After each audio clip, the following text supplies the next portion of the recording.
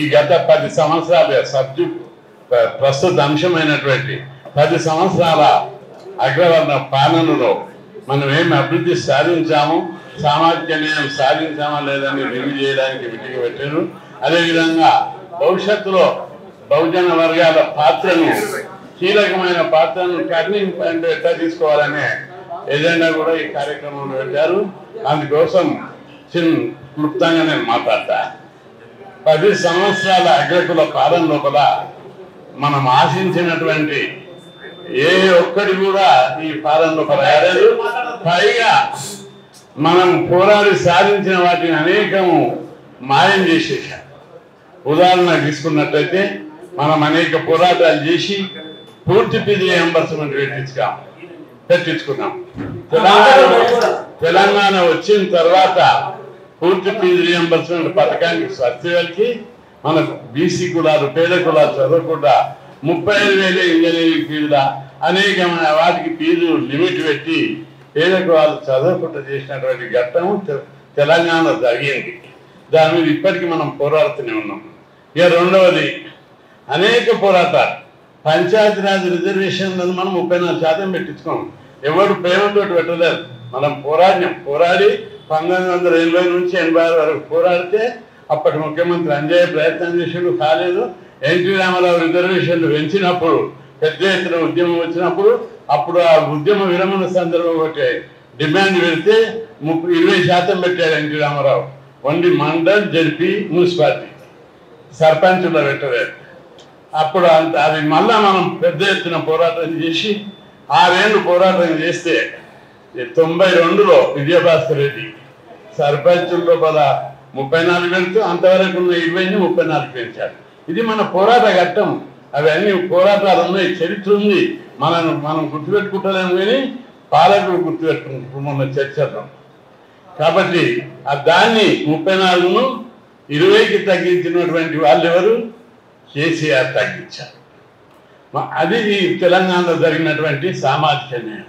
అదేవిధంగా ఉమ్మడి రాష్ట్రంలో ఎప్పుడు 15 నుంచి 20% దాకా ఎమ్మెల్యేలు ఉంటాయి. 20-25 దాకా కూడా టీఎన్జే పీరియడ్లో కానీ చెన్నారెడ్డి పీరియడ్లో చాలామంది ఎమ్మెల్యేలు 60-70 మంది ఉమ్మడి రాష్ట్రంలో ఉంటే మన తెలంగాణ పర్సెంటేజ్ తీస్తే 18 నుంచి 20% ఉంటాయి.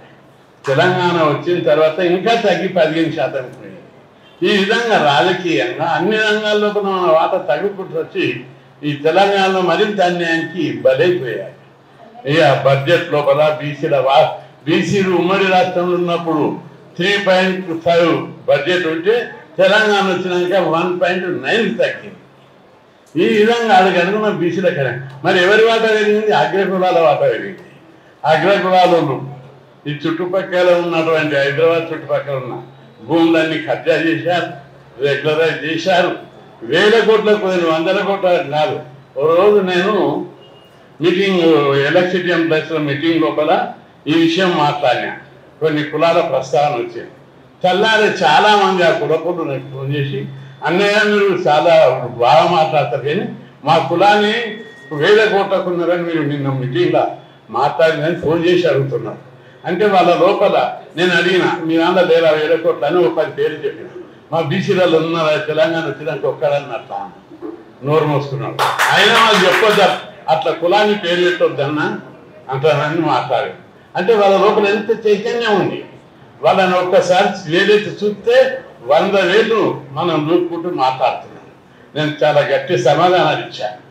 మా దాంట్లో ఎవడో ఒకరుంటే వాళ్ళ గురించి చెప్పాలా, తెలంగాణ వచ్చినాక అయినా మీ భాష అందరికీ, ఇక్కడ ఉన్న భాషలు అందరికీ ఒక్కొక్కడు గుడిసెలు ఉన్నాడు కూడా బంగ్లాలు కట్టిండు, రియల్ ఎస్టేట్ చేస్తుండ్రు, విల్లాలు కడుతున్నారు.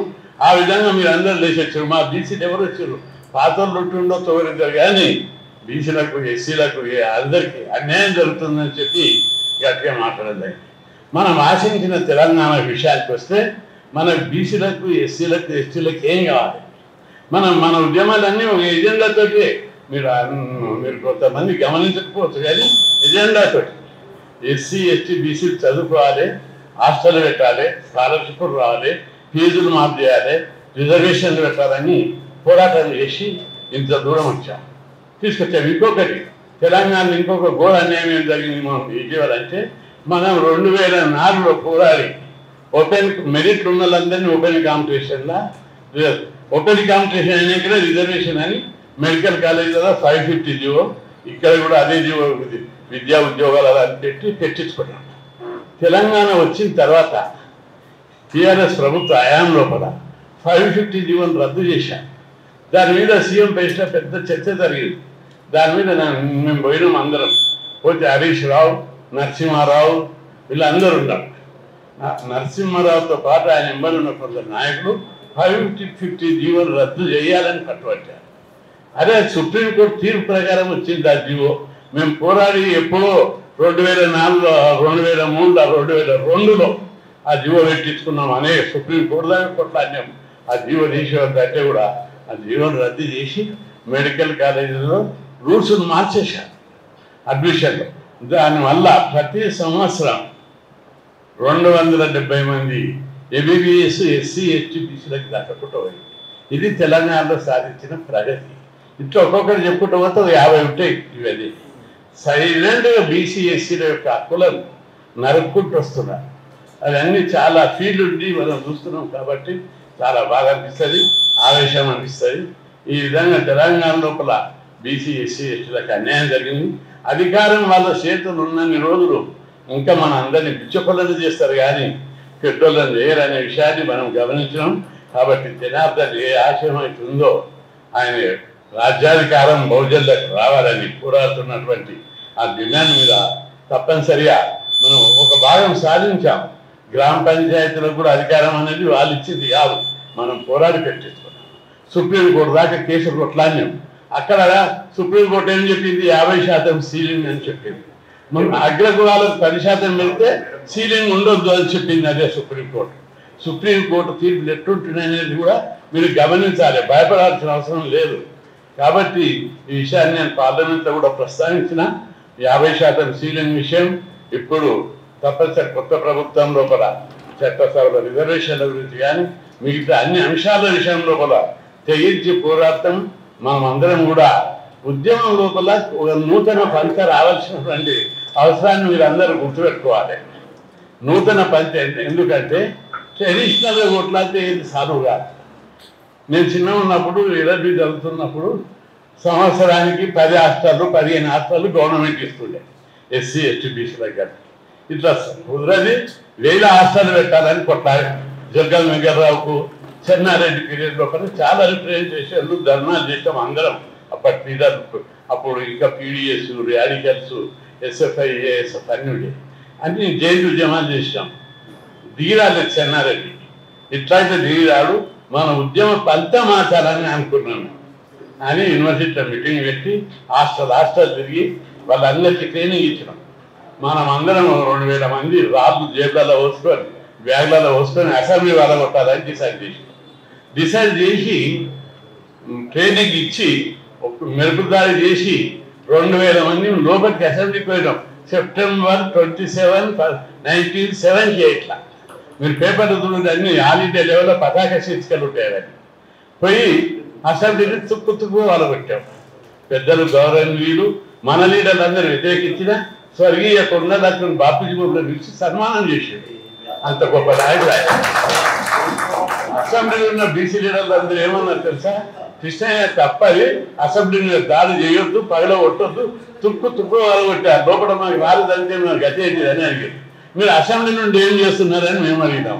లచ్చన్న కూడా అడిగి లచ్చన్న కూడా అసెంబ్లీలో ఉన్నారు ఆ రోజు. బాపూజీ గారు ఒకసారి చింతల్ బస్సులో మీటింగ్ పెట్టాడు లచ్చన్న, అందరం ఒకసారి మీటింగ్ పోయినాం. పెద్ద పెద్ద లీడర్లు వస్తారు. లక్ష్మణ శారలు తీసుకొచ్చి మాకు సన్మానం చేశారు 4గురికి. ఇందిరారెడ్డి కూడా ఉంటాడు అప్పుడు. అయితే విశేషం ఏమిటిదంటే ఇక్కడ కూడా మీకు ఎందుకు చెప్తున్న విషయం అంటే మనం కొత్త పంత తీసుకోవాల్సినటువంటి అవసరం ఉంది. ప్రధానమంత్రి ఒకసారి చెప్తున్నారు మీరు మిలిటెంట్ ఉద్యమాలు చేయాలి అని ఒక నాయకుడు చెప్పాడు అక్కడ పార్లమెంట్లో.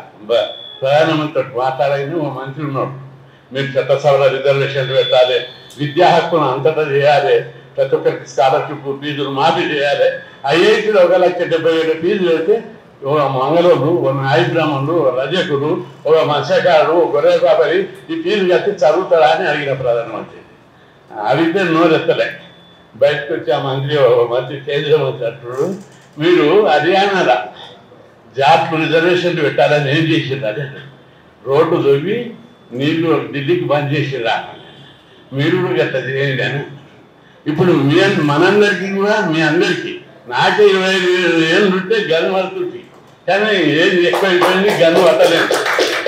కాబట్టి మనం ఉద్యమంలో కొత్త పాత్ర కావాలి. మనం ప్రజా జీవితాన్ని ఆటంకపరిస్తే తప్ప, అంటే ప్రభుత్వం గుర్తించాలనే విషయాన్ని ప్రజలు ఇబ్బంది పడతారని కూడా అనవచ్చు. పడతారు. మండల కమిషన్ ఉద్యమం అప్పుడు మనం 4 సార్లు రాష్ట్ర బంద్ ఇచ్చినాం. 1986 లోపల ఎన్టీ రామారావు రిజర్వేషన్ పెంచినప్పుడు 2 సార్లు రాష్ట్ర బంద్ ఇచ్చాం. 2007లో కేంద్ర ప్రభుత్వం సుప్రీంకోర్టు విద్యాసంస్థల రిజర్వేషన్లు కొట్టేసినప్పుడు కూడా స్టేట్ బంద్ ఇచ్చాం. మనం బంద్ ఇచ్చినప్పుడు రాష్ట్రం స్తంభించిపోయింది, పాలక మందరు దిగి వచ్చారు. కాబట్టి మనం ఎప్పుడు కూడా మన ఉద్యమాన్ని గట్టిగా చేస్తుంటే పార్టీలన్నీ దిగి వస్తాయి. నూతన పంతాల కొత్త పంతాలు దిగాలి, కొందరు తెగించి పోరాడాలి. యువకులను, విద్యావంతులను, మేధావులను ఈ కొత్త తరాన్ని మొత్తం తయారు చేయాలి. సోషల్ మీడియా పెట్టుకొని సెల్ ఫోన్లలో చూసుకుంటే ఇవి తయారు గారు ప్రతి చోట కాలేజీలు తిరిగి, హాస్టల్ తిరిగి, విద్యార్థులకు స్పీచ్ ఇచ్చి, స్ఫూర్తినిచ్చి, మోటివేట్ చేసి వాళ్ళని ఉద్యమ పంతానికి తీసుకొస్తే తప్పనిసరి ఆశించిన లక్ష్యం నెరవేరుతుందని చెప్పి మీ అందరికీ నేను గుర్తు చేస్తూ, ఆ దిశలోనే మన ప్రయాణం పోతుంది. అయితే సరిపోతలేదు, ఇంకా చాలా మంది తయారు కావాల్సిన అవసరం ఉంది. ఒక సిటీ కాకుండా జిల్లాలలో, తాలూకాలలో అన్ని చోట్ల మన మూమెంట్ యూత్ దిగి, ఇప్పుడు ఈ మధ్య యూత్ అంతా సోషల్ మీడియా చూస్తుంటే చాలా మంది నాకు లీడర్ అంటారు, అన్న ఓ ఎమ్మెల్యేని అంటున్నాడు పోయినసారి ఎన్నికల్లో. బీసీ వాదం, బీసీ మూమెంట్ బాగా వచ్చింది, కానీ దారి తప్పుతుందన్న అన్నాడు. ఎందుకు దారి తప్పుతుందంటే వాళ్ళు ఒక పార్టీ కూడా ఉంటున్నారు బీసీలంతా, ఈ పార్టీ మీద కోపంతో ఆ పార్టీకి, ఆ పార్టీ పేరు మీద ఈ పార్టీకి పోతున్నారు. వీళ్ళకి రైట్ డైరెక్షన్ ఇచ్చి బీసీ వాళ్ళని నింపాలని ఓ ఎమ్మెల్యే ఫోన్ చేసి మాట్లాడి ఇంటికి కూడా వచ్చాడు. అందుకే బీసీలకు సరైనటువంటి మనం దిశ చూపెడితే, సిద్ధాంత ప్రతిపాదిక మీద వాళ్ళకు మనం ముందుకు తీసుకపోతే తప్పనిసరిగా బీసీ వాదం విషయాలు లీడ్ చేస్తున్న విషయాన్ని పెద్దలందరూ కూడా గుర్తుపెట్టుకోవాలి. దానికి మన వినోద్ గారు చెప్పినట్టు అనేక మంది దళిత లీడర్లు, మైనారిటీ లీడర్లు అనేక సందర్భాల్లో అన్న వినోద్ చెప్పిండు ప్రొఫెసర్ వినోద్ గారు, అట్లా దళిత సంఘాలు, ఎస్సీ సంఘాలు, మైనారిటీ సంఘాలు కూడా మెజార్టీ బీసీలు ఉన్నారు కాబట్టి బీసీలను మూట పెట్టి ముందుకు తీసుకుపోదామనే దానికి అందరు ఏకీభావంతో ఉన్నారు.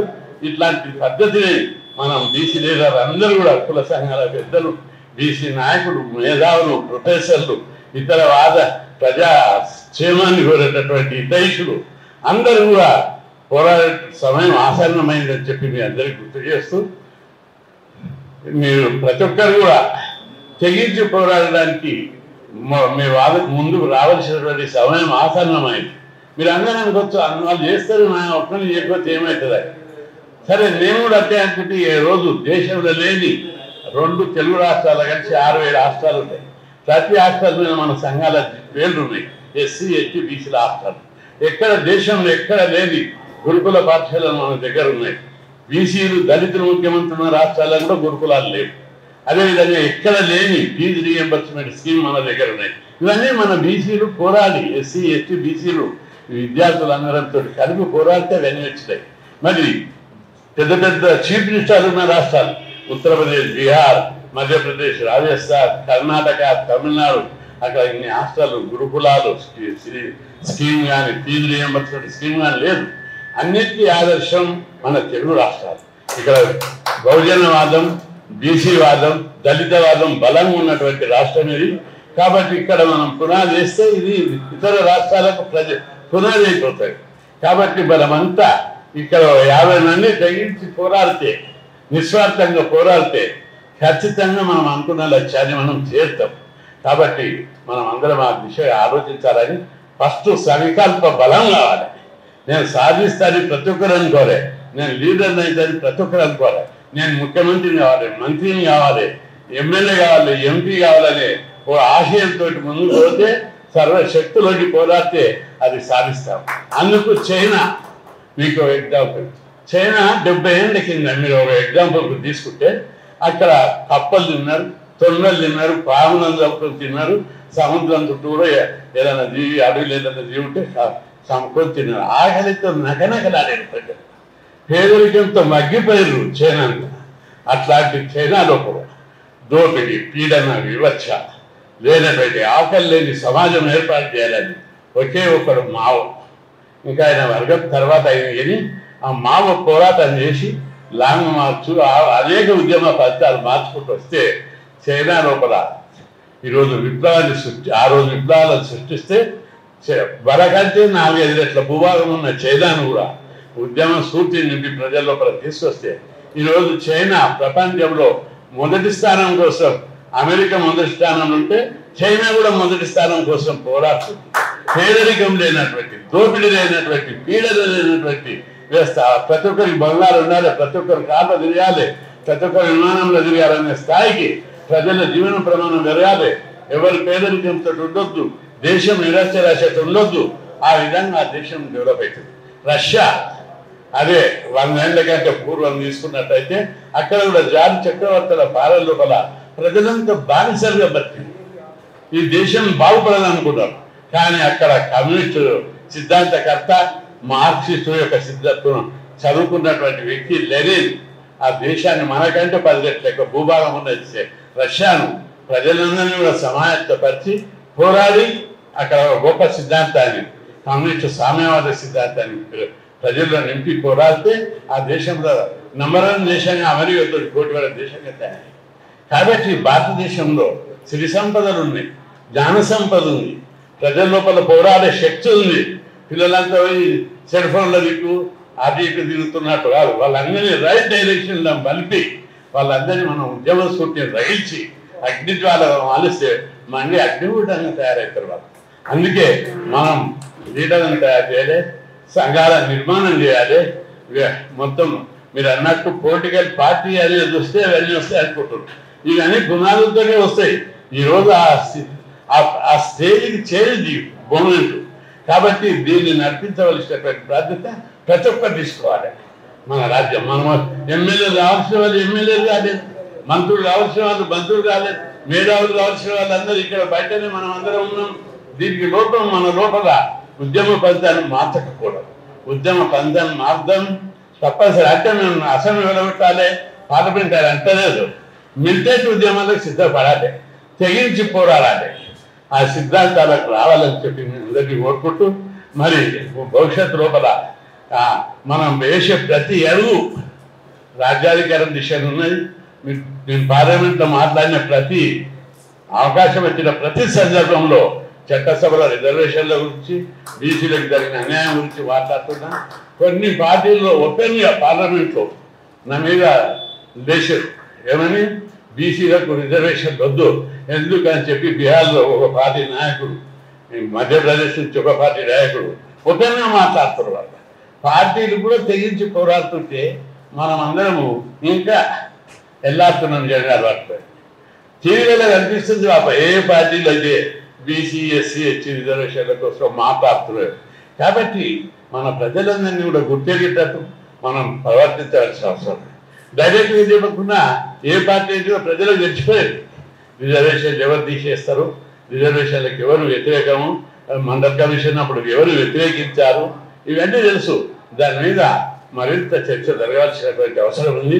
కాబట్టి సోదరులందరికీ మీ అందరికీ మన జాతి కోసం, మనం రాజ్యాధికారం కోసం ఉండాలనే ఆశయంతో ఒక నిస్వార్థమైన సిద్ధాంతం కోసం తపన ఉన్నటువంటి కమిట్మెంట్ ఉన్నటువంటి వాళ్ళందరం కూర్చున్నాం.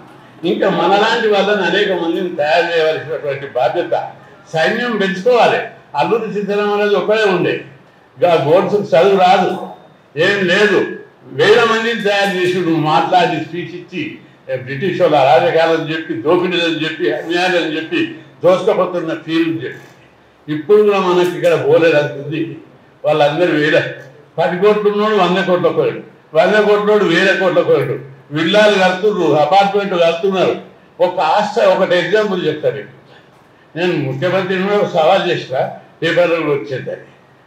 ఇక్కడ మన హెడ్ క్వార్టర్ హైదరాబాద్లో చెప్తాం 300 బీసీ కాలేజ్ హాస్టల్ ఉన్నాయి, 90 ఎస్సీ కాలేజ్ హాస్టల్ ఉన్నాయి, 40 ఎస్టీ కాలేజ్ హాస్టల్ ఉన్నాయి.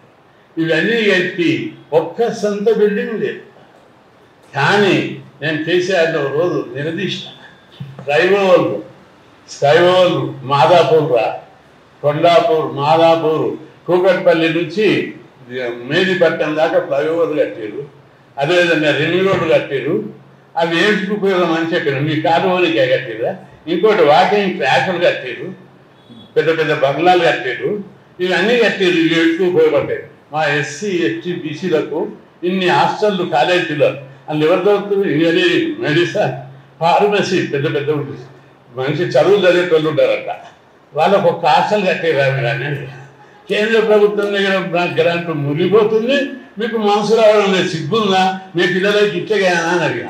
ఒకటి అంబర్పేట నింపగట్టే హాస్టల్ ఉంది, పెద్ద హాస్టల్. దాన్ని కూలగొట్టి కాలేజీ హాస్టల్ కట్టాలంటే 20 కోట్లు కావాలి. నేను 20 కోట్లు లేవని ఎస్సీ సప్లాన్లో కావాల్సినంత పనులు ఉన్నాయి. ఎందుకు కట్టలేరు? దాన్ని కొత్త హాస్టల్ ఎందుకు కట్టలేరు? ఈ హాస్టల్లో చదివే పిల్లలకు ఇంజనీరింగ్ చదివిన ఫార్మసీ చదివిన అన్ని కోర్సులు చదివేటోళ్ళు వీళ్ళు చదివితే రేపు గొప్ప సంపద దేశాన్ని. వాళ్ళు అనేక ఇన్నోవేటివ్ ఐడియాస్, అనేక సిద్ధాంతాలు కనిపెడతారు. వాళ్ళకి సరైన సమయంలో చదివిస్తలేరు, జ్ఞానాన్ని వెరగనిస్తలేరు అని చెప్పి సవాల్ చేస్తారు. మీ ఫ్లైఓవర్ల వల్ల 100 కోట్లు ఆయన ఇక్కడ అంబర్పేటలో కట్టారు, ఇక్కడ కట్టారు. అవి అన్ని కట్టొద్దని నేను అంటలేను. కానీ మొదలు ప్రాక్టీస్ ఏంటి? ఇవి మా హాస్టల్ కట్టాలి, మన స్కూళ్ళు కట్టాలి, మన చదువు కావాలి. తద్వారా ఆటోమేటిక్గా దేశ సంపద రాష్ట్ర సంపద డెవలప్ అవుతుంది. మీరు మావి చేయకుండా మా జ్ఞానాన్ని పెంచకుండా ఈ సమాజంలో మమ్మల్ని తొక్కి పెట్టడానికి ఏమి కుట్టదని చెప్పి సవాల్ చేయడం. అయిన వాళ్ళకు జ్ఞానోదయం రావడం లేదు, వాళ్ళు మన డిమాండ్ నెరవేర్చడం లేదు. మన డిమాండ్ నెరవేర్చాలంటే మన రాజ్యం కావాలి. దేశంలో రాష్ట్రంలో ఎంత సంపద ఉందంటే మన రాజ్యం వస్తే ప్రతి కుటుంబానికి 30 లక్షల బడ్జెట్ ఇచ్చేట 30 కోట్ల బడ్జెట్ ప్రతి ఇంటికి ఇచ్చేటంత బడ్జెట్ ఉంది. నెల 5,000 రూపాయలు వేరే ఒక దేశంలో నెలకు ప్రతి కుటుంబానికి 5,000 ఇస్తారు. మన దేశంలో కూడా మన కేంద్ర బడ్జెట్లో రాష్ట్ర బడ్జెట్లో ప్రతి కుటుంబానికి నెలకు 5 లక్షలు ఇస్తే 5,000 ఇస్తే ప్రతి కుటుంబం బడ్జెట్ బడ్జెట్ ఉంది. కానీ ఇవ్వడం లేదు, వాళ్ళు ఇవ్వరు. ఏ డిపార్ట్మెంట్ బడ్జెట్ అన్న మూగిపోతుంది కేంద్రంలో, ఒక్క పైసలు ఇయ్యరు, ఖర్చు పెట్టారు. కాబట్టి ఇదంతా పాలకుడి యొక్క ప్రయారిటీస్ లోపల చాలా తేడా ఉంది. వాళ్ళ పాలసీని మార్చారు, మనం పైకి రానియరు.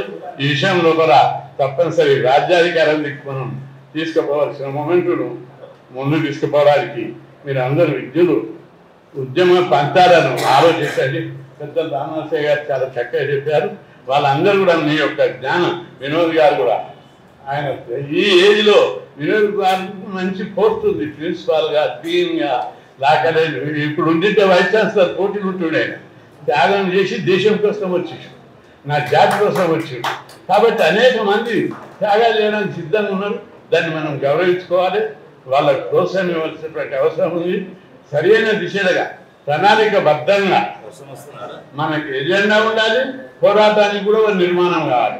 ఆ దిశగా మీరు అందరూ ఆలోచించాలని చెప్పి మనం చేస్తూ మీ యొక్క అమూల్యమైన ఆలోచనలను, మీ యొక్క విధానాన్ని మన యొక్క పోరాట శక్తికి ఊతమిచ్చేటట్టుగా తీర్చిదిద్దాలని కోరుకుంటూ సెలవు.